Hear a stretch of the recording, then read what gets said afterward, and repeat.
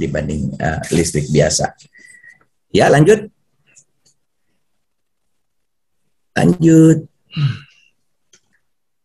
Nah, ini suatu bukti bahwa pemerintah memberikan insentif untuk setiap pemasangan PLTS baru 1 sampai 5 kilowatt, subsidinya apa yang tadi saya sudah bilang hampir 1,5 juta ya. Jadi untuk pelanggan 13 sampai 5,5 volt, 55 volt ya. Jadi ini teknis, tapi prinsipnya adalah pemerintah sekarang udah untuk contohnya nih, kalau kita per 5.000 watt kurang lebih kan 14 juta lah misalnya gitu orang beli pemasangan PLTS ya, pemasangan produk dan sekaligus dengan pemasangannya. Itu sudah akan disubsidi pemerintah sejumlah hampir 10% kurang lebih gitu. Jadi ini komitmen yang luar biasa. Ini ke depannya saya rasa ini banyak nilai tambah atau subsidi atau mungkin kemudahan-kemudahan yang akan diberikan lagi, karena ini suatu niscaya teman-teman ya, harus kita menggunakan ini gitu loh. Ini energi baru terbarukan yang termurah dan yang paling banyak potensi di negara kita ini, negara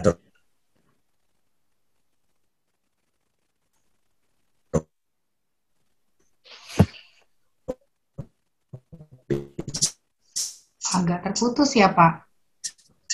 Bentar. Ya, lanjut. Oke. Agak terputus tadi. Ada yang tidur kayaknya nih. Oke. Ya, oke, lanjut Pak. Oke, kita bicara BPJS ya Pak. Ya, ini BPJS seperti teman-teman ketahui, kita juga sempat shock nih ada peraturan bahwasan kalau beli tanah harus pakai surat BPJS, kurang lebih seperti itu. Dasar-dasar aturannya bisa dibaca di sini.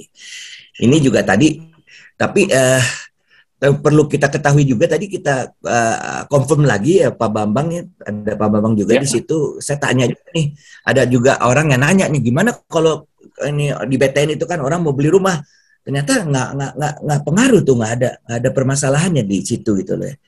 Nah, saya juga kurang jelas ini apakah orang kalau beli tanah aja atau bagaimana, karena dia juga peraturannya juga baru gitu ya BPJS, dan menurut saya juga ini terlalu relevansinya terlalu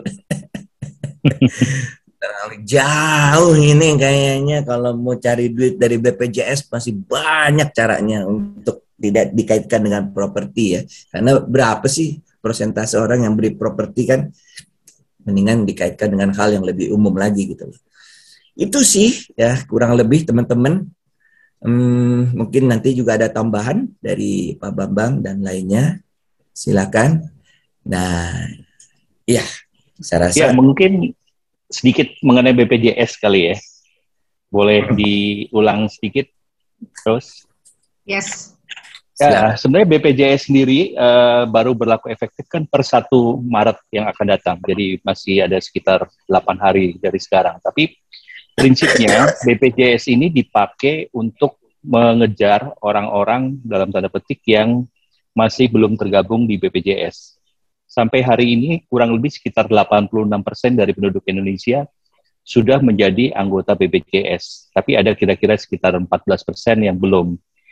Dan 14% itu biasanya itu adalah kaum menengah ke atas. Karena mereka sebenarnya udah merasa bahwa asuransi mereka sudah punya secara mandiri, asuransi private, dan mereka tidak punya kepentingan untuk berdesak-desakan untuk bisa mendapat fasilitas kesehatan di BPJS. Nah, makanya kenapa peraturan BPJS ini disasar ke pembeli properti. Karena kan untuk di Jakarta properti rasanya yang di bawah 500 juta hampir nggak ada gitu ya. Jadi kalau pembelinya udah 500 juta ke atas, 1 miliar, 2 miliar, pasti mereka mampu untuk membayar BPJS, tapi belum mau mendaftar sebagai peserta aktif BPJS. Makanya itu yang dikejar, karena BPJS setelah 10 tahun lebih baru sudah mencapai 86%, tapi masih stuck di kurang lebih 14-15% yang belum terdaftar, dan kelompok ini sangat lama gitu. Dalam 10 tahun ini nggak ada penambahan lagi, makanya sekarang ini berubah polisinya membidik ke kelompok menengah ke atas dengan transaksi AJB, kemudian perpanjangan SIM.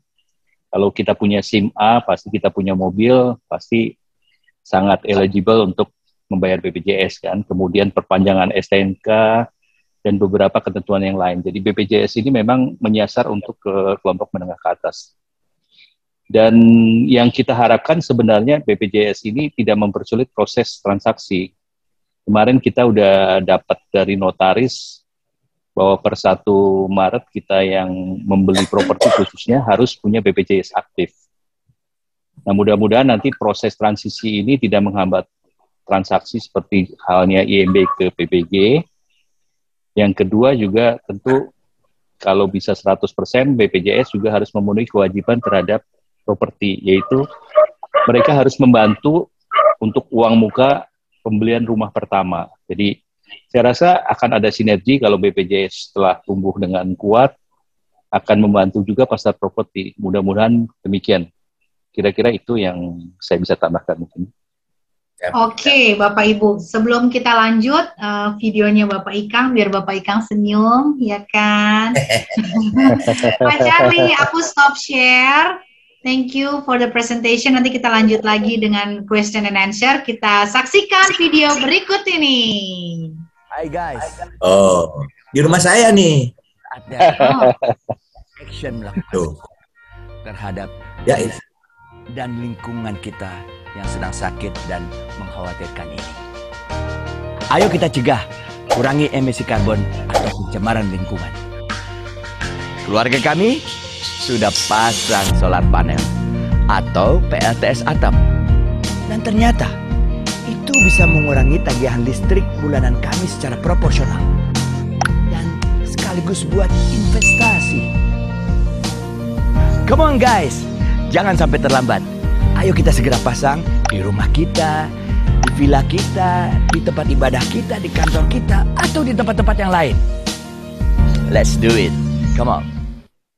Dua, gapat. Selamatkan dunia, selamatkan Indonesia. Ayo kurangi emisi karbon. Ayo segera pasang PLTS terang yang paling pengalaman.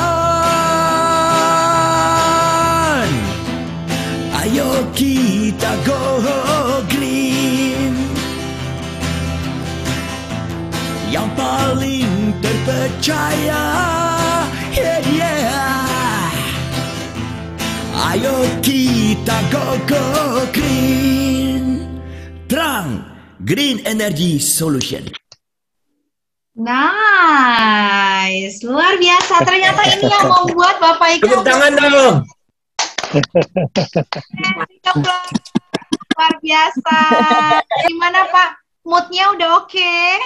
Oke, saya tunggu teman-teman yang mau bantu kerjasama sama saya untuk memasarkan produk ini. Ya, Yes. siap. Siap. This is the time. Ini waktunya. Oke, benar banget Bapak Ibu yang mau mungkin langsung mendaftar jadi distributor utama ya, Jasa. Boleh. Aduh, jadi nggak main retail lagi, langsung membat atasnya.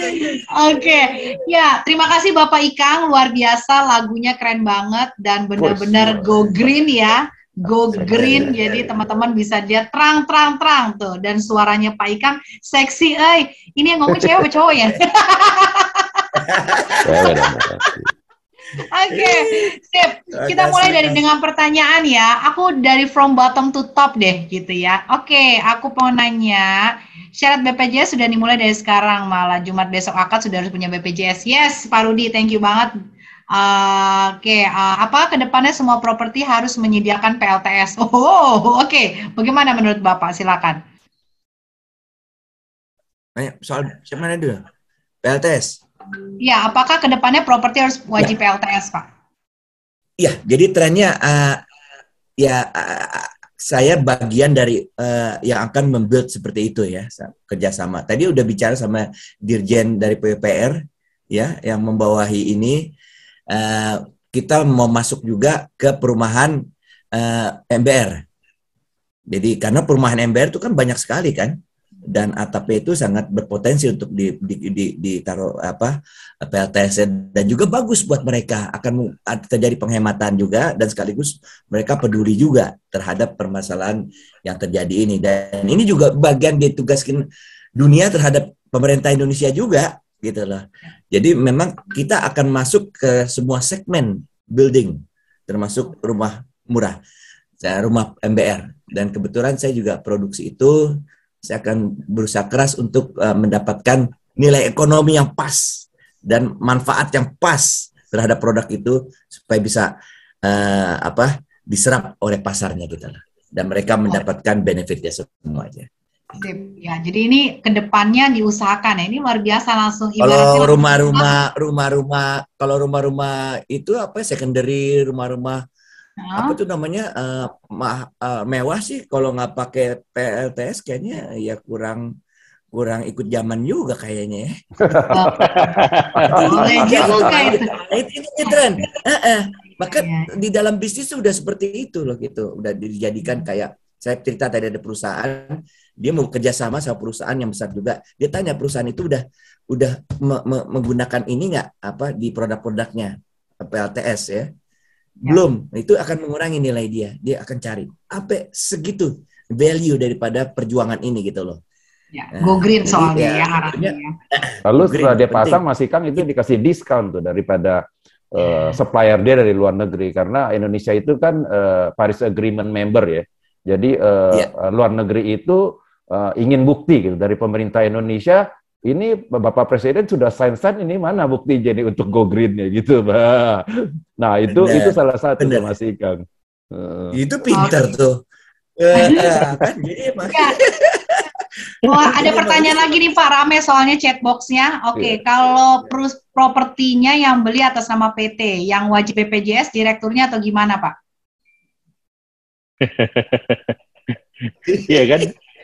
PT kan punya ini BPJS kan, BPJS pribadi maupun PT. Saya rasa kalau itu udah kewajiban itu pasti melekat di perorangan maupun PT. Oke. Ya, BPJS. Jadi di PT ada BPJS Ketenagakerjaan gitu. Iya. BPJS apa nih? Iya, PT kan. Tapi Mas Bambang ini daripada kita punya buyer ya. Di Tambun itu belum ada suatu realitas nih bahwa diminta gitu anggota BPJS-nya untuk supaya bisa AJW. Jadi mungkin masih transisi juga ya, atau seperti gitu ya Mas Ikang ya, Pak Bambang. Itu berlakunya per 1 Maret. Jadi kalau transaksinya tanggal-tanggal hari ini sampai tanggal 29 ya enggak. Jadi kita kebut dulu di akad-akad kita ya, Pak. Di beberapa primary di kantor aku udah sih, Pak. Ada kantor beberapa penjualan MA udah. Oke, kita naik lagi pertanyaan. Mana tadi hilang? Kalau orang asing beli properti apakah wajib punya BPJS juga? Nah. Ya, itulah yang sebenarnya tadi kita bilang juklak-juknisnya itu masih belum jelas. Iya. Kayak orang asing ya, gimana dia punya NPWP Indonesia kalau misalnya dia hanya sebagai visitor yang pegang paspor dan visa kemudian membeli properti gitu loh. Jadi pengaturan juklak-juknisnya ini yang memang perlu treatment dan perlu turunan undang-undang yang panjang dan banyak. Dan prosesnya nggak mudah karena kalau udah bicara undang-undang itu sampainya ke DPR. Sedangkan DPR sendiri, Anda tahulah semua hal bisa dimainkan menjadi isu politik. Pembelian asing itu selalu dimainkan isu politik nasionalisme. Seakan-akan properti itu akan habis dibeli oleh asing. Kayak jual negara gitu ya. Iya. Padahal Singapura aja jualan terus gitu. Iya, Singapura yang gampang bener tuh. Negara kayak gitu. Temen gue beli di Singapura apartemen gampang banget tuh. Gampang banget. Poinnya adalah sebenarnya poinnya itu Pak Bambang, daripada capital flight ya, orang Indonesia kan banyak beli di Singapura. Justru itu banget gitu loh. Iya. Nah, makanya sebenarnya saatnya kita buka lapak gitu loh. Kalau selama ini kita ini jadi Jadi daerah yang jadi jarahannya properti asing. Nah, saat ini sebenarnya dengan undang-undang harus bisa beli di Indonesia. Betul. Ke orang asing kalau beli properti di Indonesia kan otomatis dia nggak bisa bawa ke daerahnya lagi. Betul. Itu properti itu akan menetap di Indonesia dan Di Indonesia, properti itu harus ada yang ngurusin. Dia harus punya pegawai, dia ngidupin banyak orang di situ. Akhirnya jadilah sumber penghasilan buat sebuah pekerjaan buat kita. Jadi ini banyak benefitnya sebenarnya kalau pemilikan orang asing ini. Cuman ya faktor politis itu ya itu quote in quote politik. Memang, betul. Ya, katanya orang paling hebat adalah politikus kan. Iya, karena sebenarnya kan kalau kita bicara properti yang diperjualbelikan itu kan hanya hak kepemilikannya, sedangkan fisiknya seperti tadi Pak Ikang bilang bahwa dia akan selamanya melekat di bumi Indonesia.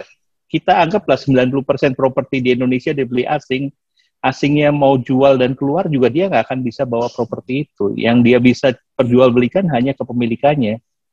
Jadi itu lebih aman dibandingkan kalau misalnya sekarang kita bicara misalnya di Papua atau di Kalimantan, seluruh hasil bumi, terutama pertambangan diabsorb keluar, itu benar-benar tanah air yang dijual. Karena kan batu bara bakal habis terabsorb dan dijual ke luar negeri, emas, timah, dan sebagainya gitu. Jadi itu yang harusnya mungkin diatur, dan itu sekarang udah mulai diatur dengan adanya smelter dan sebagainya. Tapi kesempatan kita untuk jualan Bukalapak ke orang asing ini justru dipersulit dengan isu-isu politik dan hanya untuk kepentingan populis segelintir orang saja sebenarnya. Oke, selanjutnya pertanyaannya terkait BPJS, sebelumnya ada kartu Jakarta Sehat dan kartu Indonesia Sehat. Apakah itu bisa dipakai untuk AJB? Ya itu beda lah. Kalau Jakarta Sehat itu bantuan sosial, bansos. Itu dipakai buat EGP, itu bisa EGP. Oke, lanjut. BPJS yang daftar ada ya malam-malam bercanda nih. Saya kalau nggak bacain nanti salah. Mending saya ngomong kan, gitu. BPJS yang daftar satu kakak atau atas nama di sertifikat saja. Ya, yang pasti khusus pembeli yang namanya sesuai dengan yang ada di AJB. Ya, yang beli ya. Ya, yang beli. Yang dikejar adalah pembeli, bukan penjual. Oke, note lagi, yang dikejar ada pembeli. Jadi penjual gimana Pak? Coba Pak, gimana? Pada prinsipnya yang dikejar BPJS itu adalah pembeli. Seperti juga kalau kita jual properti, kita pasti punya NPWP. Tapi sebenarnya yang dikejar adalah pembeli yang akan melakukan BPHTB, karena pembeli itu kan melakukan proses peralihan. Nah, di proses peralihan itulah proses balik namanya, AJB-nya itu mereka bisa debt. Oke, jadi memang dalam tanda petik memang yang dikejar adalah pembelinya. Jadi salah satu syarat selain BPHTB, cantumkan BPJS Anda, BPJS Kesehatan Anda yang masih aktif gitu ya. Ya, yang aktif. Itu akan merubah seluruh aturan loh. Cetak lagi itu pemerintah. Duit lagi. Iya dah. Gampang kan? Kantau kalau ini selalu paling cepat ya, lihat peluang. Mendingan kalau beli rumah dapat minyak goreng. Nah, itu baru tuh. Ini isu politik lagi nih. Iya, isu politik lagi. Wah, itu berat itu masalah minyak goreng, sensitif Pak buat emak-emak seperti saya. Tapi kemarin di Alfamart ada promo loh Pak. Tetap promo. Oke, Pak Bambang, apakah WNA bisa beli land di daerah pariwisata? Sometimes mereka pakai under name. Nah, itu yang saya selalu bilang bahwa kenyataannya di Indonesia selalu terjadi transaksi, bahkan transaksi yang nomine yang sebenarnya dilarang, karena kan dia bisa beli properti untuk dijual, dia bisa dan hal-hal yang ilegal itu yang kadang-kadang ya menyebabkan orang tahu sama tahu, kemudian dalam tanda petik ada kesempatan-kesempatan. Makanya yang terbaik adalah memang kita harus bisa open ya, artinya kita bisa membeli, kita bisa menjual gitu kan, artinya kita bisa membeli properti dimanapun juga di seluruh dunia, tapi kita nggak bisa jual properti kita ke seluruh dunia. Nah, itu kan lucu sebenarnya. Makanya kita akan melakukan yang tadi saya bilang, webinar berseri untuk membahas dan mencari akar masalahnya dan mencari solusinya dengan pihak-pihak terkait. Siap, oke. Kita tunggu ya Pak hasil webinarnya. Oke Pak Ikang, kalau rumah pakai PLN pejuang itu. Kenapa? Pak Bambang pejuangnya Pak Bambang tuh buat WNA. WNA. Saya udah bilang kemarin. Sponsorin dia dari Amerika nih pas ini nih. Isu politik lagi malam-malam nih. Politik. Kalau saya nggak politik Pak Ika, saya udah bilang kemarin. Ya. Kalau di G20 perlu bantuan ngangkat tas, minimal saya Garuda Indonesia ekonomi juga Bapak di bisnis nggak apa-apa. Gitu saya kemarin nggak pakai politik. Benar ya? Benar loh. Benar loh. Pak Ika, nanti di telepon siap berangkat aja. Jangan. ACC proposal dulu yang punya rumah ini. Pak Ikang, kalau rumah pakai PLN 2.200, kalau ditransformasi ke PLTS, tipe apa yang dipakai, berapa biaya pasangnya, apakah masih perlu sambungan ke PLN? Weh, luar biasa. Nah kan energinya naik tuh Pak Ikang kalau ditanya gitu. Iya. Ini langsung teknis nih kayaknya. Apa Jo? Iya, saya rasa sangat bisa ya, sangat bisa. Sangat bisa karena kita pengalaman juga di Geraha Selaras di Ciampea dan juga di Sentul itu kan juga 2.200 ya pelanggan-pelanggannya, token 2.200 itu kita pasangkan 700 watt. Tapi kan ini kan kalau di Geraha Selaras yang sudah bekerja sama dengan kita itu dibundle ya. Jadi beli rumah itu udah langsung dapat gitu sistem PLTS-nya. Jadi udah termasuk gitu. Jadi seperti Mas Ikang nih jualan atau Pak Bambang nih propertinya jualan udah dikasih kanopi gitu, udah dikasih AC gitu. Nah ini dikasih PLTS karena itu. Iya. Jadi gini Pak, saya bisa bantu. Kalau misalnya Ibu Rose ya listrik di rumahnya 5.500, itu tidak bisa dipasangkan sistem yang lebih dari 5.500. Misalnya mau dipasangkan 10.000 nggak bisa. Itu maksimum daripada langganan Ibu 5.500. Nah, kalau 2.200 itu juga bisa kita pasangkan 2.200 karena satu lembar panel kita itu ada yang 540, tapi juga ada yang 340. Jadi kita ada bermacam-macam gitu. Nah, tapi yang paling advance ini yang sedang ada di gudang kita itu yang 540. Nah, saya bicara sedikit mengenai PLTS ya. Yang lebih teknis itu. Jadi kalau PLTS, PLTS ini bukan seperti beli mobil. Nah kalau Pak Bambang nih kalau beli mobil kan ini hobi banget ya. Aku tahu benar nih, jadi rumahnya banyak benar mobilnya gitu. Kalau kita beli mobil, beternak mobil. Pak Bambang tuh beternak mobil. Iya. Nah, kalau kita beli mobil, beternak mobil. Nah ini aku belajar dari Pak Bambang nih. Kalau kita beli mobil, setahun aja kita punya mobil itu udah paling nggak turun 20%. Iya kan? PLTS itu ialah investasi. Nah, ini yang masih belum banyak diketahui oleh orang-orang, khususnya masyarakat kita. PLTS itu investasi begini. Misalnya Ibu 5.500 Ibu pasang ya. Itu 5.500 Ibu pasang, PLTS itu bisa up to 25 years. Dia punya lifetime. Kalau Ibu 5.500 itu sekitar satu watt itu sekitar 1 USD ya, Mas Ikang ya. Jadi sekitar 14.000 ya. Kan gitu ya. Jadi itu sekitar 100 million something lah gitu, 5.500 ya. About 70 million something. Ibu itu 6 sampai 7 tahun itu sudah balik modal. Dan pada waktu setelah 7 tahun kemudian itu sudah menghasilkan 5.000 watt yang Ibu pasang, itu akan memberikan hemat 1 juta per bulan. Jadi, setelah 7 tahun, ya Ibu sudah menghasilkan. Payback-nya itu 6-7 tahun. Ini sebab PLTS dikatakan adalah suatu produk investasi. Bukan luxury good seperti mobil. Ini banyak yang kita ini. Nah, itu saya bisa bantu. Selanjutnya nomor teleponnya aja Ibu, silakan. Langsung. Ini luar biasa loh, ada yang dagang di properti. Tapi foundernya nggak dapat komisi. Mau nanya-nanya tinggal ngomong sama Mas Ikang itu. Sama Pak Bambang. Gimana ada lagi nih. Ya? 25 tahun. Nanti masa depan itu embedded dengan PLTS. Nah, ini nih ya, ada satu lagi nih ya. Usia PLTS 25 tahun. pada waktu saya diundang oleh Ibu Dirut RSCM, ya, saya menampilkan itu Hubble Space Telescope. Hubble Space Telescope itu diluncurkan tahun 90. Itu sudah 32 tahun umurnya di space dan masih beroperasi. Listriknya dari mana? Listriknya itu dari solar panel. Makanya 25 tuh. Ya mungkin kalau untuk yang di space itu yang very good quality ya Mas Ikang ya mungkin ya. Yang kita pakai yang dipasang di roof kita itu mungkin yang less quality lah kita anggap ya. Tapi up to 25 years itu. Jadi up to 25 years itu ialah lifetime-nya. Setelah 25 years ya kita bisa consider itu mungkin udah harus diganti baru solar panelnya supaya listriknya kembali mengalir. Kira-kira Mungkin gitu Mas kita Ikang. bisa put your phone number in the chat box, so if someone wants to know Nah, ini dia more. nih, karena gue gaptek kan, gue gaptek. Gimana nih caranya?